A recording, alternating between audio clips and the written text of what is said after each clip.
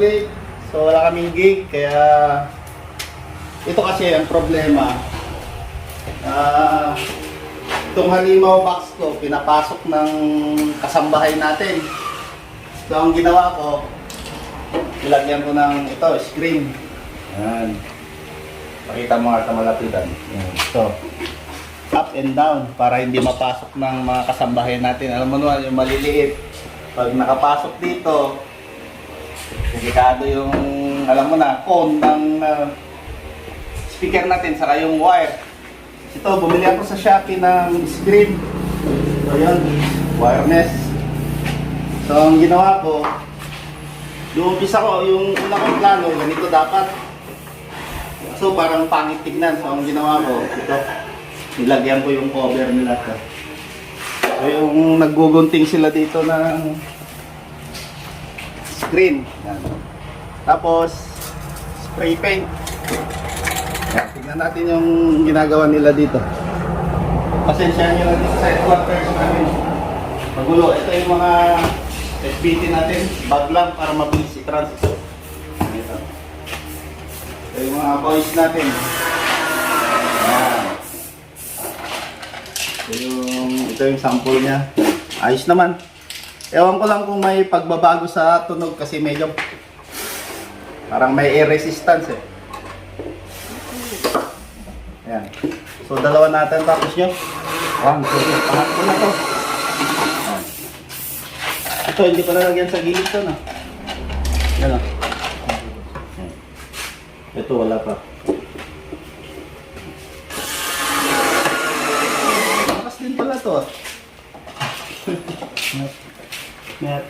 Tapos paubos na ata itong maliit natin. Ay, marami pa.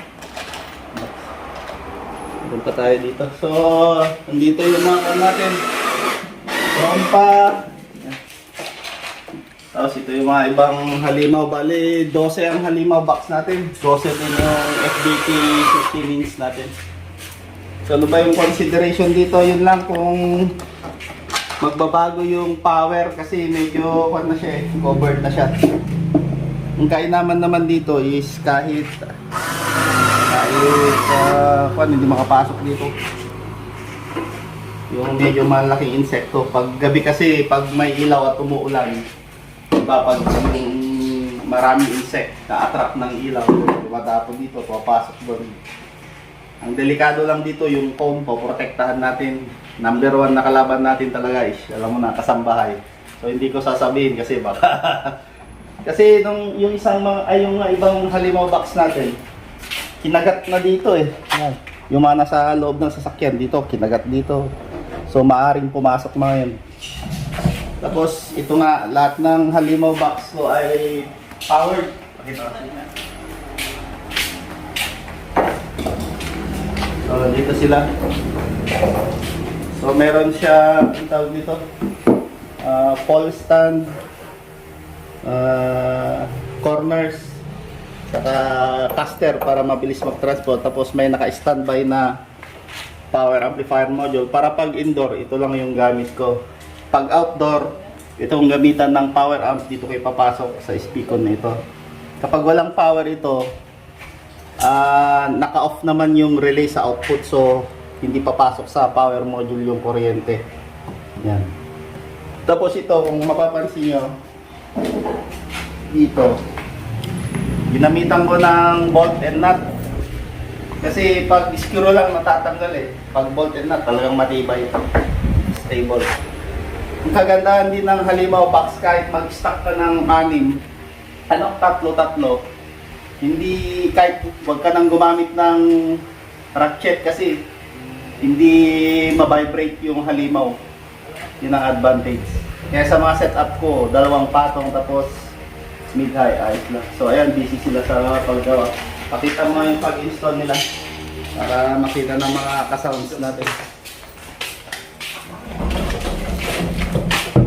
Ayan. Ito yung bago na. FBT. Our trusted brand. Ano yung size niyan? Pwede nang ganyan ito. 3 inches by Ano yun? 2.26 mm by, ano yung size niyan? Sabay, depende sa size ng halimaw nyo. Ito, pero ito kasi standard ng turbo sound yung size na ginawa dito. Yan. Ito. Yun lang yung kinakatakot ko, baka magbago yung impact kasi medyo, ayun nga, yung may air resistance. Oh, syempre yung buga ng subwoofer. Pero titignan natin, hindi naman siguro. Yan.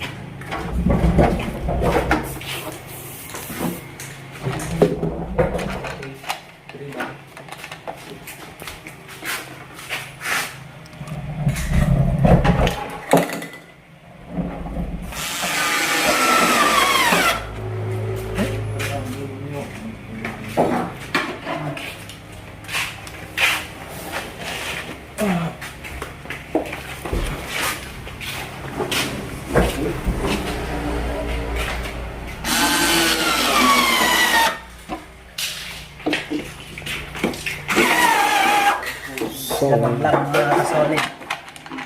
So okay lang. Merienda tayo ng kamoteng kahoy. Pampautot. Kasi sa labasan, puro na lang igado. Puro papaitan, adobo. Kailangan din ng katawan natin ng gulay.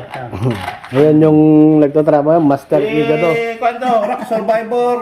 Survivor, no? Follow mo siya. Ito cover ng mga kanta ng rock and roll. Survivor Notes, Rock Survivor. Yan. So, ang ginamit dito is 18mm ata na plyboard. Or fly... Ayos naman. Mas magalwag yung brush ka, mabigat yun.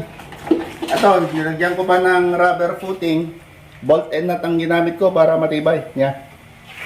Kasi pag screw lang yan, pag naibagsak sa pagbubuhat, syempre mabigat. Makakuan din. Mahirap. Ano?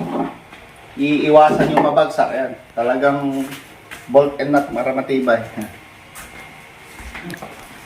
Kung gusto yung mag-order ng halimaw ba, ang ginamit ko dito ay Ansal. Acrylic yung finishing niya. Ito. Bale, punasan mo lang siya ng the best or ganito. Yan. Ay, spray paint pala to. Yung panlinis ng dashboard, mga kasolid. Pagiging parang bago ulit. Tignan nyo, yung pag nababagsak or naiuuntog, nawawala yung pintura niya. Spray paint lang katapat niyan.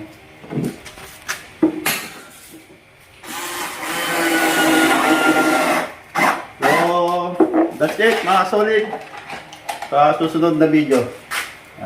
Yun lang. Thank you. Sana makatulong sa inyo to. Bye-bye.